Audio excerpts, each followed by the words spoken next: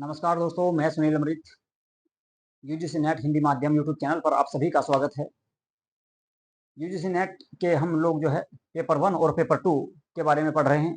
जैसा कि आप सभी जानते ही हैं कि 21 जून से आपके एग्जाम स्टार्ट हैं और आपका जो पेपर 1 है उसके लगभग आपकी सभी यूनिट हमने जो है पूरी कर ली है। ठीक है, 1-2 यूनिट रह रही है छोटी छोटी, उनको भी जल्द आपका एग्जाम से पहले ही पूरा करा लिया जाएगा। बात रही पेपर 2 की, तो पेपर 2 में मैं अभी केवल आपको इतिहास के बारे में पढ़ा रहा हूँ, हिस्ट्री के बारे में।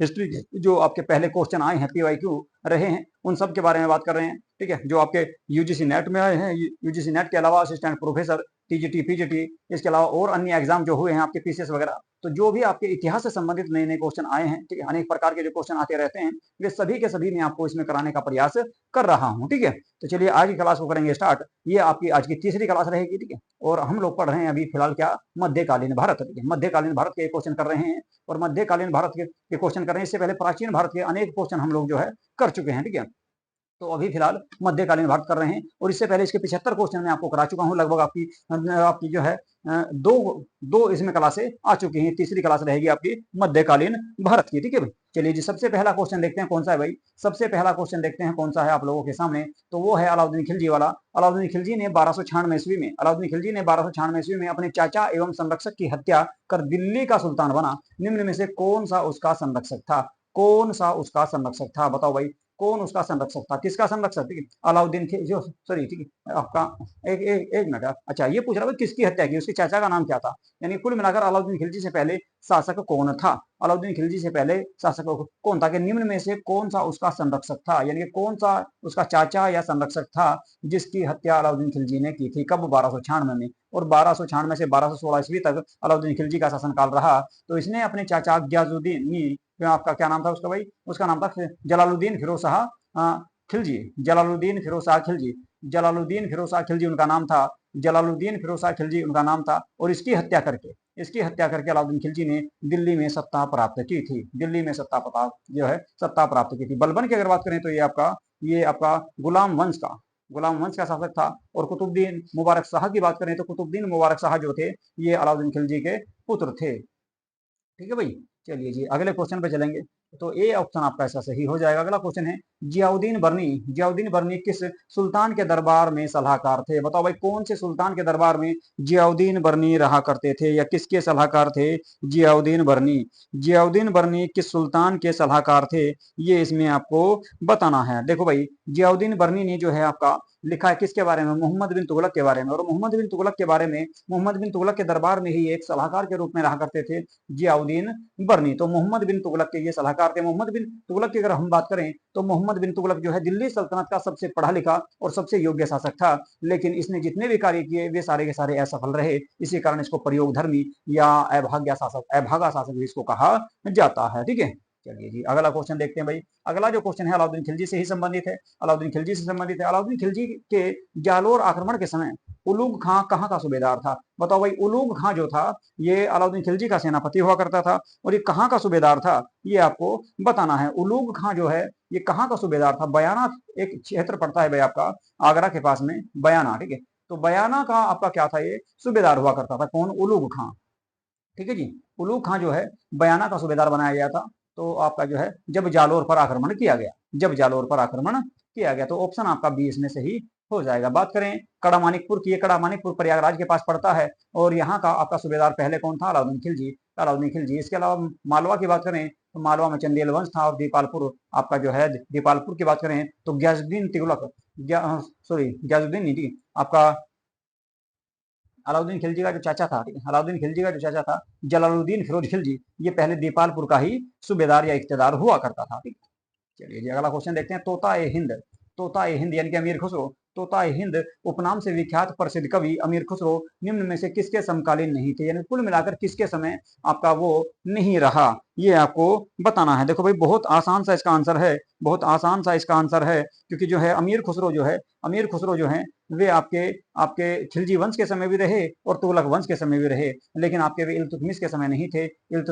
नहीं थे और बलबन के समय भी उनकी जानकारी प्राप्त होती है। तो कुल मिलाकर आपका डी ऑप्शन इसमें गलत से आ जाएगा। यानी कि समकालीन किसके नहीं थे? तो डी आपका इल्तुतमिश के समकालीन नहीं थे। इल्तुतमिश को छोड़कर गयाजुद्दीन तुगलक और गयाजुद्दीन बलबन, इसके अलावा अलाउद्दीन खिलजी और तुगलक वंश के अनेक शासकों के समय आपके कौन रहे? अमीर खुसरो रहे थे भाई, उनके दरबारों में रहे थे। ठीक है, अगला जो क्वेश्चन है वो है इल्तुतमिश के जालोर पर आक्रमण के बाद, जालोर आक्रमण के समय जालोर का चौहान शासक कौन था? बताओ भाई, जालोर का शासक कौन था, ये आपको बताना है कि जालोर में जब इल्तुतमिश ने आक्रमण किया तो उस समय जालोर का शासक कौन था? देखो भाई 1228 से 1229 ईस्वी के आसपास, 1228 से 1228 से 1229 ईस्वी के आसपास जालोर पर आक्रमण किया गया था इल्तुतमिश के द्वारा, और उस समय यहाँ के शासक थे भाई उदय सिंह।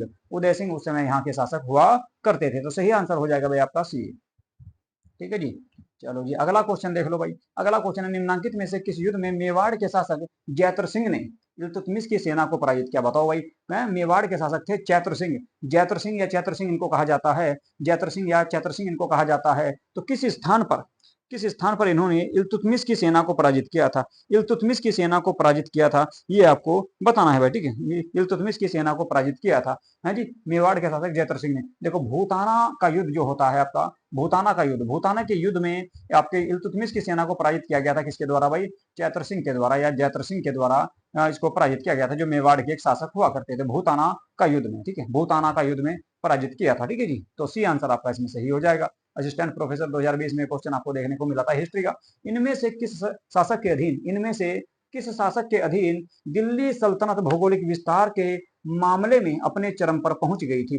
बताओ भाई, इनमें से किस शासक के अधीन दिल्ली सल्तनत भौगोलिक विस्तार के मामले में अपने चरम पर, यानी कुल मिलाकर ये पूछ रहा है कि वह कौन सा शासक था जिसके समय दिल्ली सल्तनत का सबसे अधिक विस्तार हुआ? दिल्ली सल्तनत का सबसे अधिक विस्तार किस समय हुआ, ये आपको बताना है। गयाजुद्दीन तुगलक के समय हुआ, फिरोज शाह तुगलक के समय हुआ, अबू बकर शाह के समय हुआ, या फिर मोहम्मद बिन तुगलक के समय हुआ, या फिर मोहम्मद बिन तुगलक के समय हुआ? देखो भाई, मोहम्मद बिन तुगलक ने कराचिल कराचिल और आपका जो ना अफगानिस्तान ईरान वाले क्षेत्र में भी आक्रमण करने की योजना बनाई थी। तो कुल मिलाकर इसके समय सबसे ज्यादा विस्तार हुआ था, किसके समय? मोहम्मद बिन तुगलक के समय। इसने दक्षिण भारत पर भी नियंत्रण स्थापित किया, दक्षिण भारत में राजधानी भी लेकर चला गया था। इसके अलावा ईरान इराक वाले क्षेत्र पर भी आक्रमण करने की इसने योजना की थी।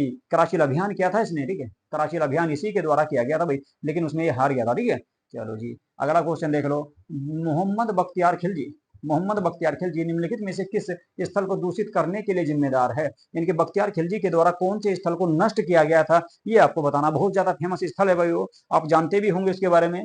ठीक है, एक मिनट बाद बैटरी लगा दूं मैं जरा इसकी। ठीक है, बख्तियार खिलजी के बारे में जानते होंगे, नालंदा विश्वविद्यालय, विक्रमशिला विश्वविद्यालय, इसके अलावा उदंतपुरी विश्वविद्यालय जो बिहार में स्थित है, इन तीनों को नष्ट करवाने का जिम्मेदार इन तीनों को जो नष्ट किया था वो आपका किसके द्वारा किया गया? मोहम्मद गोरी के सेनापति बख्तियार खिलजी के द्वारा किया गया था। तो कुल मिलाकर इसमें आ जाएगा नालंदा विश्वविद्यालय। नालंदा विश्वविद्यालय की स्थापना किसने की थी भाई? इन नालंदा विश्वविद्यालय की स्थापना गुप्त काल में की गई थी, गुप्त काल में की गई थी। ठीक है, गुप्त काल में इसकी स्थापना की गई थी। ठीक है, चलिए जी आगे चलते हैं भाई, आगे चलते हैं। अगला क्वेश्चन है क्वेश्चन नंबर 84। ठीक है, क्वेश्चन नंबर 84 84वां क्वेश्चन है, किस सुल्तान ने स्वयं को अपनी मुद्रा पर सिकंदर द्वितीय अंकित करवाया था? सिकंदर द्वितीय किसको कहा जाता है, पहले तो ये बताओ। ठीक है, विश्व को जीतने का जो एक बार मन में आया, वो आया था भाई अलाउद्दीन खिलजी के मन में। ठीक है, और अलाउद्दीन खिलजी ने ही अपने आप को दूसरा सिकंदर या द्वितीय सिकंदर कहा था, या द्वितीय सिकंदर की उपाधि इसने धारण की थी। तो कुल मिलाकर अलाउद्दीन खिलजी इसका सही आंसर हो जाएगा। इल्तुतमिश की अगर मैं बात करूं तो वो दिल्ली का पहला सुल्तान माना जाता है, या भारत का पहला सुल्तान माना जाता है। इसी के द्वारा दिल्ली को राजधानी बनाई गई थी। मुबारक शाह खिलजी की बात करें, अपने दरबार में नग्न अवस्था में होकर दौड़ा करता था। मोहम्मद बिन तुगलक की अगर मैं बात करूं तो मोहम्मद बिन तुगलक जो है दिल्ली सल्तनत का सबसे पढ़ा लिखा और विद्वान शासक इसको माना जाता है। अगले क्वेश्चन की बात करते हैं भाई। अगले क्वेश्चन में सेनापतियों का मिलान करना है। ठीक है, कि कौन से सेनापति को क्या उपाधि प्रदान की गई थी, कौन से सेनापति को क्या उपाधि प्रदान की गई थी, ये आपको बताना है। ये सारे के सारे क्या थे? अलाउद्दीन खिलजी के सेनापति हैं। ठीक है, अलाउद्दीन खिलजी के सेनापति हैं, और कौन से सेनापति को क्या उपाधि प्रदान की गई, ये आपको इसमें बताना है। देखो ठीक है, ठीक है जी, चलो जी सबसे पहले देखते हैं भाई अलमास बेग को उलूग खां की उपाधि प्रदान की गई थी भाई। उलूग खां की उपाधि प्रदान की गई इसको, इसकी उलूग खां की उपाधि प्रदान की गई। मलिक हिजाबुद्दीन की अगर बात करें तो इसको जफर खां कहा गया, इसको जफर खां की उपाधि प्रदान की गई, जफर खां की उपाधि। ठीक है, मलिक संजर की अगर मैं बात करूं तो मलिक संजर को अल्फ खां कहा गया भाई, अल्फ खां की उपाधि से प्रदान किया गया। और नुसरत खां कहा जाता था आपका किसको? जिलेसरी, मलिक जिलेसरी को। देखो भाई, पहले का चौथा दो में दे रखा हुआ है। ठीक है, इसके अलावा दूसरे का पहला दो में इसमें है। ठीक है, तो ए ऑप्शन आ जाओ भाई, ए आंसर आपका सही हो जाएगा। ठीक है, सी का दूसरा और डी का तीसरा हो जाएगा। ठीक है, आगे बात समझ में, चलिए जी। ठीक है, उम्मीद है कि यहाँ तक आपको लोगों के समझ में आ रहा होगा। ठीक है, ठीक है भाई। यदि भाई आप लोगों का सुझाव है, कोई आपका जो है कोई समस्या है किसी भी प्रकार की, तो आप लोग जो है कमेंट बॉक्स में बता सकते हैं। ठीक है, समस्या का समाधान करने का प्रयास किया जाएगा। ठीक है, चलिए जी। अगला क्वेश्चन देखते हैं। फारसी विद्वान शेख जमालुद्दीन, फारसी विद्वान शेख जमालुद्दीन जिन्हें दिल्ली दरबार का दूसरा खुसरो कहा जाता था तथा जिन्होंने सियर उल अरिफीन लिखी को किसका संरक्षण प्राप्त था, यानी कुल मिलाकर किसके दरबार में रहा करते थे, कौन, शेख जमालुद्दीन। आपको बताना है कि शेख जमालुद्दीन जो थे वे किसके दरबार में निवास करते थे, किसके दरबार में निवास करते थे, जो फारसी विद्वान थे, फारसी विद्वान ये था भाई, किसके दरबार में रहा करता था, आपको बस ये इसमें बताना है। ठीक है, बताओ भाई किसके दरबार में रहा करता था। इब्राहिम लोदी, मोहम्मद बिन तुगलक या सिकंदर लोदी या फिर फिरोज शाह तुगलक। तो कुल मिलाकर आपका जो बात करें फारसी विद्वान जो थे शेख जमालुद्दीन, ये आपके सिकंदर लोदी के दरबार में रहा करते थे। सिकंदर लोदी के दरबार में ये रहा करते थे, जिनके द्वारा सियर अल अरीफीन नामक पुस्तक लिखी गई थी। इनको दूसरा खुसरो कहा जाता है भारत का। अगले क्वेश्चन की बात करें, क्वेश्चन नंबर 87 है। फक्र मुदब्बिर ने अपनी रचना आदाबुल हर्ब वासु वासुजात किस शासक को समर्पित की थी, यानी कि आपके फक्र मुदब्बिर जो आपके लेखक थे, उनके द्वारा जो पुस्तक लिखी गई, उनके द्वारा जो पुस्तक लिखी गई, ये पुस्तक उन्होंने किसको दी थी, किसको दी थी, आदाबुल हर्ब वासुजात उस पुस्तक का नाम है। तो इन्होंने ये आपके जो है लेखक थे किसके समय, ये थे जी आपके 1200 ईस्वी के आसपास। और 1200 ईस्वी के आसपास की अगर मैं बात करूं तो इल्तुतमिश को इन्होंने अपनी पुस्तक समर्पित की थी। इल्तुतमिश को अपनी ये पुस्तक इन्होंने समर्पित की थी। इल्तुतमिश की अगर बात करें तो ये आपका क्या, गुलामों का गुलाम इसको कहा जाता है। इल्तुतमिश को गुलामों का गुलाम कहा जाता है और इन्होंने यहाँ पर कुतुब मीनार को पूरा करवाया था। ठीक है, गुलामों को गुलाम इसलिए कहते हैं क्योंकि ये ऐबक का गुलाम था और ऐबक आपके मोहम्मद घोरी के गुलाम हुआ करते थे। ठीक है, तो सी आंसर आपका इसमें सही हो जाएगा। अगला क्वेश्चन देखेंगे भाई। अगला जो क्वेश्चन है आप लोगों के सामने वो है, उस सुल्तान का नाम बताइए जिसने खाद्यान्न से जकात हटा लिया था। जकात मुस्लिमों से लिया जाने वाला एक कर था भाई। जकात जो है मुस्लिमों से लिया जाने वाला एक कर था और इसको खाद्यान्न से हटाया गया किसने, सिकंदर लोदी ने। तो सिकंदर लोदी ने खाद्यान्न से इसको हटा लिया था। खाद्यान्न से इसको हटा लिया था किसने भाई, सिकंदर लोदी ने हटाया था। ठीक है, तो सिकंदर लोदी ने खाद्यान्न से इसको हटा लिया था। ठीक है, बात करें सिकंदर लोदी ने इसको हटा लिया था। सिकंदर लोदी की अगर मैं बात करूं तो 1517 ईस्वी में इनका देहांत हुआ था। 1517 ईस्वी में इनका देहांत हुआ था। 1517 ईस्वी में इनका देहांत हुआ। अगर बात करें कि ये गद्दी पर कब बैठे तो आपके 1489 ईस्वी में ये शासक बने थे और 1517 ईस्वी में इनका देहांत हुआ था। इसी के बाद इब्राहिम लोदी शासक बने जिसकी हत्या बाबर के द्वारा की गई थी। चलिए जी अगला क्वेश्चन देखेंगे तो डी आंसर आपका सही हो जाएगा भाई। अगला क्वेश्चन है आपका आप लोगों के सामने।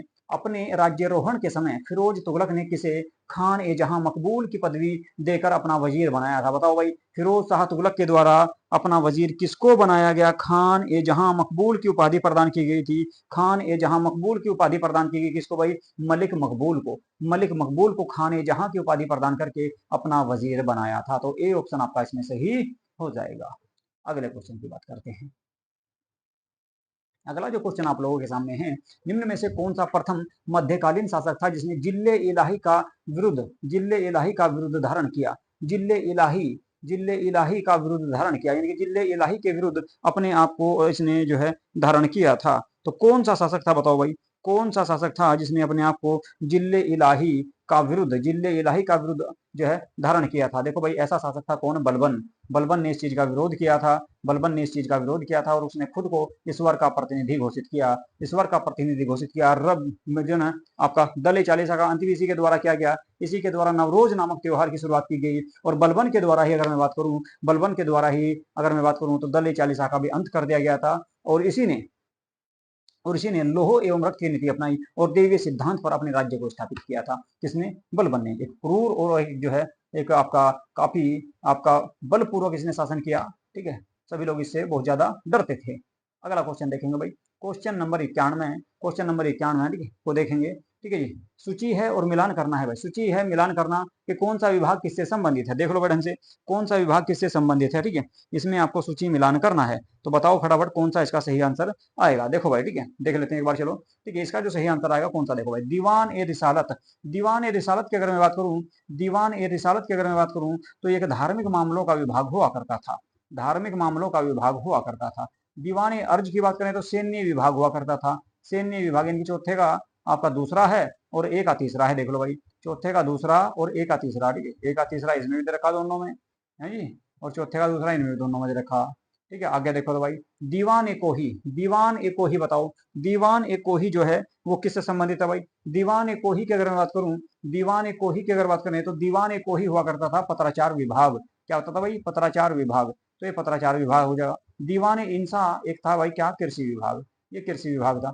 तो सी का पहला, इसमें भी और इसमें भी भाई सी का पहला, ठीक है, ये तो कटी गया पहले ही, दोनों के दोनों, तो कुल मिलाकर पढ़ी हो जाएगा। देखो भाई मिलान कर लो, ए का रहेगा कौन सा जी? तीसरा, धार्मिक मामलों का प्रमुख। बी का रहेगा चौथा, यानी कि दीवाने कोही, दीवाने कोही हो गया भाई पत्राचार विभाग। चलो जी, दीवाने इंसा, दीवाने इंसा हो गया कृषि विभाग पहला। चलो जी, और डी का हो गया दीवाने अर्ज, ये हो गया भाई दूसरा, यानी कि सैन्य मामलों का प्रमुख। तो डी ऑप्शन आपका सही हो जाएगा भाई, डी ऑप्शन आपका सही हो जाएगा। अगला क्वेश्चन देख लो जी कौन सा है। अगला क्वेश्चन है आपका, पी एन चोपड़ा के अनुसार दिल्ली सल्तनत की प्रकृति थी। तो दिल्ली सल्तनत की जो प्रकृति थी वो कैसी थी? धर्मनिरपेक्ष थी, तानाशाही थी, धर्म केंद्रित थी, या प्रजातांत्रिक? देखो प्रजातांत्रिक तो थी नहीं, प्रजातांत्रिक तो थी नहीं, और ना ही धर्मनिरपेक्ष थी, ना ही धर्मनिरपेक्ष थी, तो रह गया कौन सा भाई? और ठीक है, और तानाशाही की अगर बात करें तो तानाशाही तो थी नहीं, वैसे धर्म केंद्रित इसको कहा जा सकता है, ठीक है। देखो भाई, प्रजातांत्रिक तो थी नहीं, धर्मनिरपेक्ष भी नहीं थी, पीएन चोपड़ा के अनुसार तानाशाही भी नहीं थी, ठीक है, ये थी आपकी धर्म केंद्रित, यानी धर्म के आधार पर, ठीक है, धर्म को स्थापित करने के लिए ही सत्ता स्थापित की गई थी। इस्लाम धर्म को बढ़ावा देने के लिए, इस्लाम धर्म को फैलाने के लिए ही भारत में इन शासकों ने अपनी सत्ता स्थापित की थी, ठीक है। चलिए जी, दिल्ली और सॉरी निम्नलिखित में से कौन निजामुद्दीन औलिया का शिष्य नहीं था? निजामुद्दीन औलिया जो है भाई, ये आपके दिल्ली के एक बहुत बड़े संत रहे, इनके शिष्य आपके काफी लोग इनके शिष्य रहे। तो पूछा गया भाई, निजामुद्दीन औलिया का कौन सा शिष्य नहीं था?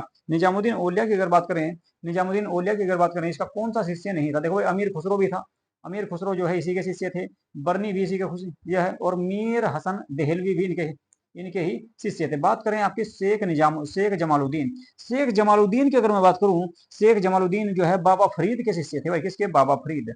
तो ये बाबा फरीद के शिष्य थे, बाबा फरीद, बाबा फरीद के शिष्य थे कौन? शेख निजामुद्दीन औलिया, ठीक है। तो सी आंसर आपका इसमें सही हो जाएगा, सी आंसर आपका इसमें सही हो जाएगा। अगला क्वेश्चन देखते हैं कौन सा है भाई।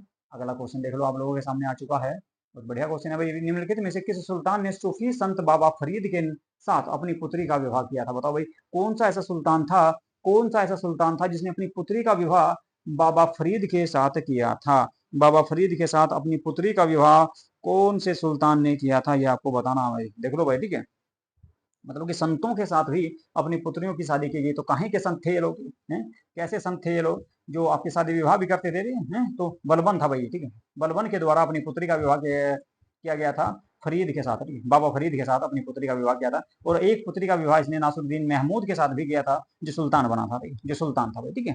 चलिए जी, अगला क्वेश्चन भाई मिलान करने वाला है, बढ़िया क्वेश्चन है, पीछे भी एक क्वेश्चन आया है इस तरह का, दीवाने विजारत, दीवाने रिसालत, दीवाने अर्ज और दीवाने इंसा, ठीक है, ये विभाग आपके बहुत बार एग्जाम में पूछे जाते हैं, तो आपकी याद होनी चाहिए भाई इनके बारे में, आपको याद करना चाहिए इनके बारे में कि कौन सा विभाग किससे संबंधित। देखो भाई, दीवाने विजारत जो था ये एक वित्त विभाग था, ये एक वित्त विभाग था। बात करें दीवाने रिसालत, अभी बताया धार्मिक मामलों का ये प्रमुख हुआ करता था, धार्मिक विभाग था। दीवाने अर्ज की बात करें तो सैन्य विभाग था भाई, सैन्य विभाग था। दीवाने इंसा राज के पत्राचार, ये पत्राचार विभाग था। तो कुल मिलाकर आपका ए का 2 और 2 का 1, ए का 2 और 2, बी का 1, सी का तीसरा और डी का चौथा, बाकी सही है, ठीक है। तो आपका बी आंसर इसमें सही हो जाएगा भाई, बी आंसर आपका इसमें सही हो जाएगा, ठीक है जी। चलिए अगला क्वेश्चन पे चलते हैं, अगले क्वेश्चन पे चलते हैं। आज का अगर बात करें तो 21वां क्वेश्चन रहेगा आपका, 20 क्वेश्चन आपके कंप्लीट हो चुके हैं। वैसे अगर सीरीज के हिसाब से देखें तो इसमें 96वां आपका एक क्वेश्चन रहेगा, ठीक है। चलिए जी, इस क्वेश्चन को देखते हुए, खाली स्थान को बनाने के पीछे की प्रेरणा ख्वाजा कुतुबुद्दीन दीन बख्तियार काकी रहे। कुतुब मीनार को बनाने के पीछे प्रेरणा ख्वाजा कुतुबुद्दीन दीन बख्तियार काकी रहे। तो कुल मिलाकर इसका कौन सा आएगा भाई? ए आपका ऑप्शन इसमें सही हो जाएगा, ठीक है। यानी कि कुतुब मीनार को जो बनाया गया कुतुबुद्दीन ऐबक के द्वारा, वो अपने गुरु कुतुबुद्दीन कुतुबुद्दीन बख्तियार काकी की याद में ही कुतुब मीनार का निर्माण करवाया गया था। तो ए ऑप्शन इसमें आपका सही हो जाएगा। बहुत आसान सा क्वेश्चन था, आप सभी ने इसका सही आंसर कर दिया होगा।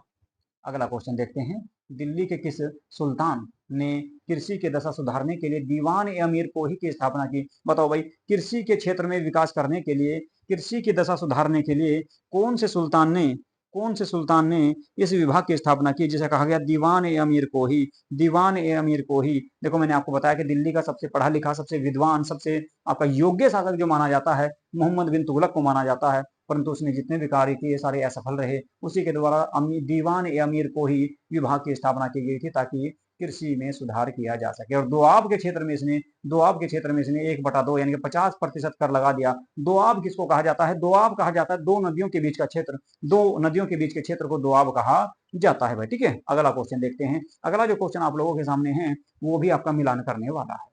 एक तरफ लेखक दिया गया है, एक तरफ उसकी पुस्तक दी गई है। एक तरफ लेखक है और एक तरफ उसकी पुस्तक दी गई। तो बताओ भाई फटाफट, कौन से लेखक के द्वारा कौन सी पुस्तक लिखी गई थी? कौन से लेखक के द्वारा कौन सी पुस्तक लिखी गई थी? देखो भाई, याहिया बिन अहमद के द्वारा तारीख ए मुबारक शाही पुस्तक लिखी गई। तारीख ए मुबारक शाही पुस्तक लिखी गई। तारीख ए मुबारक शाही पुस्तक लिखी गई।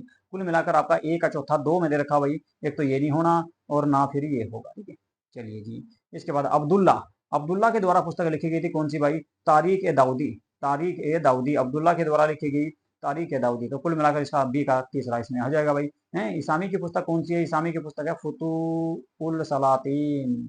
और अहमद यादगार की पुस्तक है भाई तारीख ए सलातीन। तो कुल मिलाकर बी ऑप्शन आपका सही हो जाएगा। बी ऑप्शन आपका इसमें सही हो जाएगा भाई। ठीक है, बी ऑप्शन आपका इसमें सही हो जाएगा। ठीक है, चले जी अगले क्वेश्चन पे। चलो भाई अगला क्वेश्चन देखते हैं जी। अगला क्वेश्चन देखते हैं कौन सा भाई। ठीक है, अगला क्वेश्चन देखते हैं जी कौन सा है। 99वां क्वेश्चन है आपका। 99वां क्वेश्चन है भाई। इसका आंसर बताओ फटाफट। निम्नांकित में से किस इतिहासकार ने भारत में 13वीं और 14वीं शताब्दी में नगरीय क्रांति का सिद्धांत प्रतिपादित किया? यानी कि कौन सा वो इतिहासकार है जिसके द्वारा 13वीं और 14वीं शताब्दी के इतिहास के बारे में जानकारी दी है? मोहम्मद हबीब की अगर मैं बात करूं, मोहम्मद हबीब जो है एक ऐसे इतिहासकार हैं जिन्होंने 13वीं और 14वीं शताब्दी से संबंधित जो है अपने क्या करा, आपका जो है सिद्धांत, एक नगरीय क्रांति का सिद्धांत इनके द्वारा दिया गया था भाई, मोहम्मद हबीब के द्वारा। ठीक है, मोहम्मद हबीब के द्वारा। ठीक है जी, चलो अगला क्वेश्चन देख लो। आज का आखिरी क्वेश्चन है भाई। ठीक, आज का आखिरी क्वेश्चन है। और कुल अगर बात करें मध्यकालीन भारत की, तो ये आपका 100वां क्वेश्चन मध्यकालीन भारत के अंतर्गत मैं आप लोगों को करा रहा हूँ। ठीक है, किस दिल्ली सुल्तान के दरबार में चंगेज खां ने अपना राजदूत भेजा था? बताओ भाई, कौन सा ऐसा सुल्तान था जिसके दरबार में चंगेज खां ने अपना सेनापति भेजा था, अपना सेनापति भेजा था? देखो भाई, ठीक है, अपना सेनापति भेजा था। ठीक है, तो किसके दरबार में भेजा था? देखो, चंगेज खां जो आया जलालुद्दीन मंगबरनी की हत्या करने के उद्देश्य से भारत आया था। कौन था भाई? जलालुद्दीन मंगबरनी।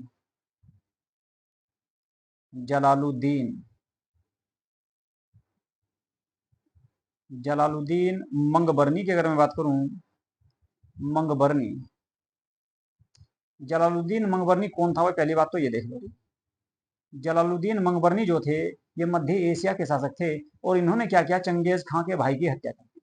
तो चंगेज खां के भाई की इनके द्वारा हत्या की गई है जी। जब चंगेज खां के भाई को इसने मार दिया तो सीधी सी बात है, चंगेज खां इसको मारने के लिए मध्य एशिया आया। और ये मध्य एशिया से छोड़कर भाग गया कहां से जी? पंजाब। ये भाग के आ गया भाई पंजाब। ये पंजाब में आ गया। ठीक है जी, पंजाब में आ गया। तो यानी कि कुल मिलाकर जो है फिर चंगेज खान है और जो है उस समय भारत का जो शासक था वो था भाई कौन? इल्तुतमिश। उस समय भारत का शासक था इल्तुतमिश। तो इल्तुतमिश के पास में अपना इसने दूत भेजा, राजदूत भेजा कि भाई इसकी मदद नहीं करनी, अगर इसकी मदद करेगा तो मैं भारत को आक्रमण कर दूंगा। तो कुल मिला के इल्तुतमिश ने क्या कहा? इल्तुतमिश ने जो है मंगबरनी की मदद नहीं की, मंगबरनी की मदद नहीं की। और चंगेज खां भारत आया पंजाब के क्षेत्र में और मंगबरनी को मारकर यहाँ से वापस चला गया, इसकी गर्दन काट के। ठीक है, तो कुल मिलाकर आपका इल्तुतमिश इसका सही आंसर हो जाएगा भाई। ठीक है, आज की क्लास आप लोगों को कैसी लगी इसके बारे में जरूर बताएं। ठीक है जी, और यदि आप लोग हमारे चैनल पर पहली बार आए हैं तो प्लीज हमारे चैनल को सब्सक्राइब अवश्य कर लेना। ठीक है, और वीडियो को लाइक तथा शेयर जरूर कर दिया करो। ठीक है जी, तो आज की क्लास को मैं आपका यहीं पर करूंगा समाप्त। और कोई भी अगर आपको कोई समस्या है किसी प्रकार की, पीडीएफ के लिए मैंने आप लोगों को बता ही दिया है। पीडीएफ के लिए मैंने आप लोगों को बताया दिया कि संसार अकेडमी के नाम से हमारा टेलीग्राम चैनल है। उस चैनल पर आपको पेपर 1 की भी और पेपर 2 की भी सारी पीडीएफ आपको वहां से अब जो है प्राप्त हो जाएगी। धीरे धीरे अपलोड की जा रही है, कुछ कर दी गई है, कुछ यूनिट की कर दी गई है और कुछ यूनिट की अभी रह रही है। वे भी आपकी आराम से इस पर कर दी जाएगी। ठीक है, दिक्कत वाली कोई बात नहीं है। ठीक है, आराम से पीडीएफ भी प्राप्त हो जाएगी आपको। और पढ़ा तो मैं आप लोगों को यहाँ पर रहा ही हूँ। ठीक है, तो एग्जाम से पहले उम्मीद है कि आपका लगभग सारा पोर्शन में पूरा इसमें करा दूं। ठीक है, जितना भी होगा वैसे हिस्ट्री वाला, लेकिन पेपर 1 का जो आपका है वो तो मैं कंप्लीट पूरा करा ही दूंगा। ठीक है, चलिए जी, तो आज की क्लास को करते हैं भाई यहीं पे समाप्त। ठीक है, नमस्कार।